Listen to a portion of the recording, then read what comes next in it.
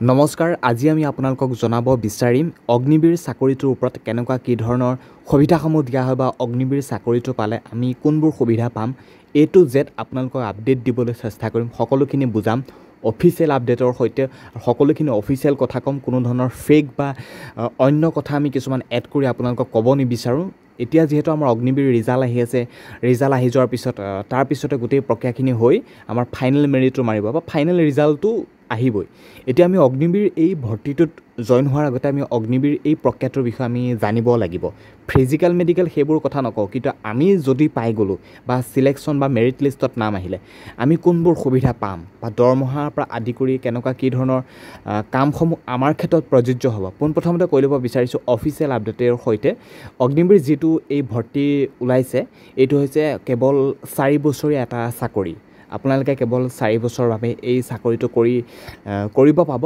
তাৰ পাছতে আপোনালোকক সেই ভৰ্তিৰ পৰা আপোনালোকক উলিয়াই দিব আৰু এতিয়া সকলোকে উলিয়াব নে নুলিয়াই সকলোকে উলিয়াই নিদিয়ে অগ্নিবীৰ আপোনালোকক এটা বেছ হিচাপত আপুনি যোনটো বেছত পাইছিল বা আপোনাৰ বেষ্টত 200 পাইছিল 300 পাইছিল বা শ্বিলঙত যদি 500 কেণ্ডিডেট এইবাৰ চিলেকশ্যন পাইছে গতিকে সেই 500 কেণ্ডিডেটৰ পৰা ভিত্তি কৰি আপোনালোকৰ পাৰ্চেণ্টেজত কিছু কেণ্ডিডেটক আপোনালোকক পাৰ্মানেণ্ট কৰিব ডাইৰেক্ট আপোনালোকক পাৰ্মানেণ্ট কৰি নিদিয়ে আপোনালোকৰ চিলেকশ্যন হ'ব হয়তো তাৰ ওপৰত ভিত্তি কৰি কিবা এক্সাম হ'ব কিবা হ'ব কিন্তু এতিয়া যিহেতু ফাৰ্ষ্ট অগ্নিবীৰ বেছটোৱে যিহেতু 4 বছৰ কমপ্লিট হোৱা নাই আমি এতিয়া তেনেকৈ ক'ব নোৱাৰোঁ কিন্তু অফিচিয়েলভাৱে এটা তথ্য দিয়া হৈছে যে 25% এইটো আপোনালোকে দেখিছে নিশ্চয় মন কৰিছে এইটো 25% ৰাখিব ৰেগুলাৰ ভৰ্তি মানে আপোনালোকক পাৰ্মানেণ্ট কৰিব 100ৰ পৰা এতিয়া আপোনালোকে কোনটো বেছত কিমান কেণ্ডিডেট জইন হয় বা যোৰহাটত কিমান কেণ্ডিডেট পায় শ্বিলঙত কিমান কেণ্ডিডেট পায় নাৰেংগীত বা শিলচৰ এনেকুৱা ধৰণৰ এয়াৰত কিমান কেণ্ডিডেটে চিলেকশ্যন পায় সেই এটা এয়াৰৰ ওপৰত ভিত্তি কৰি আপোনালোকক পাৰ্মানেণ্ট কৰিব 25% আৰু আপোনালোকক মই অসমীয়াটো কিছুমান ট্ৰান্সলেট কৰি বুজাই দিছোঁ কাৰণ ইংলিছত যদি আপোনালোকক কওঁ যে A1 A2 A3 এইবিলাক যদি বুজাই থাকোঁ খেলি মেলি হ'ব এতিয়া মই আপোনালোকক ক'ব বিচাৰিছোঁ যে অগ্নিবীৰ চাকৰিটো আৰু এইটো এটা কেৱল এখন আঁচনিৰ নিচিনাহে 4 বছৰ কেৱল কৰিব লাগিব আৰু এইটো কোনো ধৰণৰ আপোনালোকে পাৰ্মানেণ্ট নহয় পাৰ্মানেণ্ট কৰিব 25% সেইটো দেৰি আছে এতিয়া ফাৰ্ষ্ট বেছটো যোৱাৰ পিছতহে আমি সেইখিনি কথা গম পাম আৰু এতিয়া আহিছোঁ আমি দৰমহাৰ কথালৈ যে অগ্নিবীৰ মেইন কথাটো আহিছে বা বহুতে জানিব বিচাৰে আমাক দৰমহা কিমান দিব প্ৰথম বৰ্ষত আপোনালোকক দিব 30,000 টকা হয় আপোনালোকক দিব 21,000 টকা মই আপোনালোকক অসমীয়াটো আপোনালোকক দেখুৱাই দিছোঁ মন কৰিব অগ্নিবীৰ প্ৰথম বৰ্ষত আপোনালোকৰ ইয়াত লিখা হৈছে মন কৰিব চাওক অগ্নিবীৰ আপোনালোকে প্ৰথম বৰ্ষত পাব 30,000 আপোনালোকৰ একাউণ্টত সোমাব 21,000 দ্বিতীয় বৰ্ষত আছে 33,000 আপোনালোকে পাব 23,100 টকা তৃতীয় বৰ্ষত আছে 37,500 আপোনালোকে পাব 25,550 টকা আৰু চতুৰ্থ বৰ্ষত 40,000 আপোনালোকে পাব 28,000 টকা এতিয়া যিখিনি পইচা আপোনালোকৰ আৰু বহুখিনি পইচা যিহেতু কাটি পেলাই আপোনালোকৰ শেষত প্ৰায় আপোনালোকক ইয়াত 10 লাখ টকা লিখা হৈছে মানে আপোনালোকে এড কৰি টোটেল প্ৰায় 11 লাখমান টকা আপোনালোকে 4 বছৰ কমপ্লিট হৈ যোৱাৰ পিছত আপোনালোকে পাবগৈ আৰু সেই 11 লাখ টকা আপুনি ঘৰত আনি কি কৰে সেইটো আপোনালোকৰ কথা কিন্তু অফিচিয়েলভাৱে তথ্য এইটোৱে দৰমহা ইমানে বহুতে কৈ থাকে 60,000 পাওঁ 70,000 পাওঁ জম্মু কাশ্মীৰত আছে ইমান চেলাৰী পাওঁ কিবা কিবি কিছুমান ফেক তথ্য দি থাকে নিদিয়ে অফিচিয়েলভাৱে দৰমহা ইমানে 30,000 21,000 33,000 37,000 40,000 ইমানে 4 বছৰলৈকে আপোনালোকৰ দৰমহা বাকীখিনি আপোনালোক কাটি কুটি প্ৰায় 11 লাখমান টকা আপোনালোকক 4 বছৰ কমপ্লিট হৈ যোৱাৰ পাছত দিব আৰু এতিয়া মন কৰিব বহুখিনি কথা আপোনালোকক জনাম অগ্নিবীৰ গোটেই ভৰ্তিটোৰ বিষয়ে আপোনালোকে ছুটি কিমান দিন পাব বছৰত ছুটি কিমান দিন দিব ইয়াত আপোনালোকৰ বছৰত ছুটি আপোনালোকৰ দিব কেৱল 30টা দিন দিব আৰু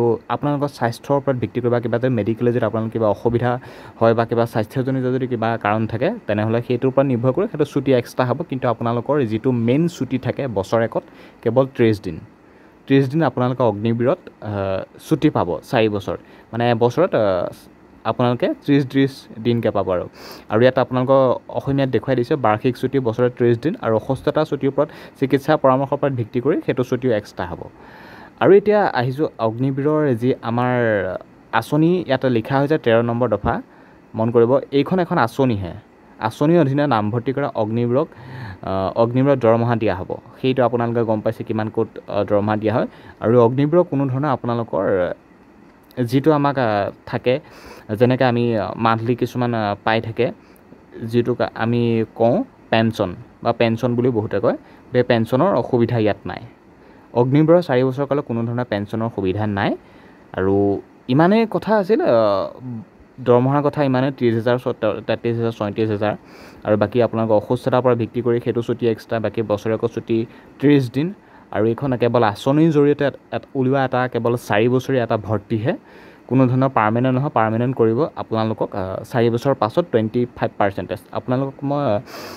আপোনালোকে অফিচিয়েলিভাৱে চেক কৰিব পাৰিব। আপোনালোকৰ যি ৰেলী নটিফিকেশ্যন আছে, সেই ৰেলী নটিফিকেশ্যন আপোনালোকে ডাউনলোড কৰি শেষৰ ফালে যাব, আপোনালোকে তাতে সকলোখিনি তথ্য গম পাব। আৰু এই আঁচনিৰ অধীনত 17 নম্বৰটো মন কৰিব, এই আঁচনিৰ অধীনত নামভৰ্তি কৰা কৰ্মীসকল এক্স ছাৰ্ভিচমেন ষ্টেটাছৰ বাবে যোগ্য নহ'ব। যেনে আৰ্মিত এখন এক্স ছাৰ্ভিচমেনৰ যিটো এটা আপোনালোকক কোটা দিয়া হয়, মানে যিটো এটা কোটা দিয়া হয়, সেই এক্স ছাৰ্ভিচমেনৰ অগ্নিবীৰসকলক কোটাটো দিয়া নহ'ব। কেৱল 25%টো পাৰ্মানেণ্ট কৰিব। যদি তেওঁলোক পাৰ্মানেণ্ট হ'লতো ভালেই, আৰু যদি নহ'লেও তেওঁলোকক কিন্তু এক্স ছাৰ্ভিচমেনৰ ষ্টেটাছৰ বাবে তেওঁলোকৰ যিটো কোটা হয়, এক্স ছাৰ্ভিচমেনত তেওঁলোকক নাৰাখিব। বাকী সেই 11 লাখ টকা লৈ আহি ঘৰত তেওঁলোকে কিবা কাম কৰিব লাগিব, বা তেওঁলোকে যি মন যায়। আৰু বাকী অফিচিয়েলিভাৱে যিখিনি কথা আপোনালোকক লিখা হৈছে সেইখিনি কথাই কৈছোঁ। আৰু টোকা নম্বৰ 1 এইটো মন কৰিব, টোকা নম্বৰ এনে লিখা আছে যে অগ্নিবীৰে চৰকাৰৰ কোনো প্ৰভিডেণ্ট ফাণ্ড বৰঙণি আগবঢ়াব নালাগিব। নিশ্চয় এইটো ভাল। আৰু 2 নম্বৰ টোকাটো আছে অগ্নিবীৰৰ ক্ষেত্ৰত কোনো ধৰণৰ গ্ৰেচুইটি আৰু কোনো ধৰণৰ পেঞ্চনাৰ সুবিধাৰ প্ৰাপ্যতা নাথাকিব। মই কৈছোঁ আপোনালোকক অগ্নিবীৰৰ ক্ষেত্ৰত কোনো ধৰণৰ পেঞ্চন দিয়া নহ'ব, যেনেকৈ ৰেগুলাৰ ভৰ্তিত দিয়া হয়। আৰু আপোনালোকৰ এই ভৰ্তিত অংশগ্ৰহণ কৰিবলৈ জানে প্ৰথমতে আপোনালোকৰ ৰিটেন, তাৰপিছত ফিজিকেলৰ টাইমো যথেষ্ট বঢ়াই দিলে, ভেকেঞ্চিও বহুত হৈ গ'ল। গতিকে চাকৰি ল'বলৈ বহুত ইজি হৈ গ'ল। নিশ্চয় ল'ব, কাৰণ 6 মিনিট 15 ছেকেণ্ড ৰানিং দিয়ে, আগতে 4.5 মিনিটতে ৰখাই দিয়ে, 5 মিনিট 30 ছেকেণ্ড থাকে যদিও। গতিকে এটা বহুত ভাল হ'ল অগ্নিবীৰত জব ল'বলৈ। গতিকে আপোনালোকে ল'ব নিশ্চয়। আৰু দৰমহা বা বছৰেকীয়া ছুটি ইমানেই আছিলে। খালি কিছুমানে আপোনালোকক ভুৱা তথ্য দি থাকে যে মই 60,000 পাওঁ, 70,000 পাওঁ, ইমান পাওঁ। একেবাৰে মিছা তথ্য। আপোনালোকৰ যিসকলে কৈ থাকে আপোনালোকে তেখেতৰ যি চেলাৰী শ্লিপ থাকে, সেই চেলাৰী শ্লিপটো চাব যে কিমান পায় দৰমহা। বাকী ইমানেই আছিলে। খালি অফিচিয়েলভাৱে যিখিনি তথ্য লিখা হৈছে ৰেলী নটিফিকেশ্যনৰ শেষৰ ফালে বা নটিফিকেশ্যনৰ অফিচিয়েলভাৱে, সেই তথ্যখিনি আপোনালোকক জনাব বিচাৰিছোঁ। এটা 4 বছৰীয়া ভৰ্তি হয়, আৰু এক্স ছাৰ্ভিচমেনৰ বাবেও কোনো ধৰণৰ ইয়াত যোগ্য বুলি ঘোষণা বা ঘোষিত নহ'ব বুলি ইয়াত লিখা হৈ আছে এই আঁচনিত। এইখন কেৱল আঁচনিহে, আৰু পাৰ্মানেণ্ট হ'ব 25%। যদি পাৰ্মানেণ্ট হয় তেতিয়াতো সকলো ধৰণৰ সুবিধা পাব, একদম বঢ়িয়া সুবিধা পাব। আৰু বাকী 4 বছৰলৈকে তেওঁলোকে এনেকৈ থাকিব লাগিব। বাকী ইমানখিনিয়ে কথা আছিলে অগ্নিবীৰ ভৰ্তিটোৰ ওপৰত, আৰু নিশ্চয় গম পালে। বাকী দৰমহাৰ পৰা আদি কৰি ইমানখিনিয়ে কথা আছিল। ভিডিঅ'টো নিশ্চয় বুজিব পালে অগ্নিবীৰ এই ভৰ্তিটো কেনেকুৱা কি ধৰণৰ হয় নহয়। জবটো হোৱাৰ পিছত দৰমহা পাতি আপোনালোকক ইমানেই দিব। আৰু ভিডিঅ'টো খুব বেছি শ্বেয়াৰ কৰিব। অগ্নিবীৰ হওক বা এনেকুৱা ধৰণৰ যিকোনো আপডেট পাই থাকিবৰ বাবে মোৰ চেনেলটো ছাবস্ক্ৰাইব কৰিব, আৰু ভিডিঅ'টো অলপমান শেষত শ্বেয়াৰ কৰি দিব।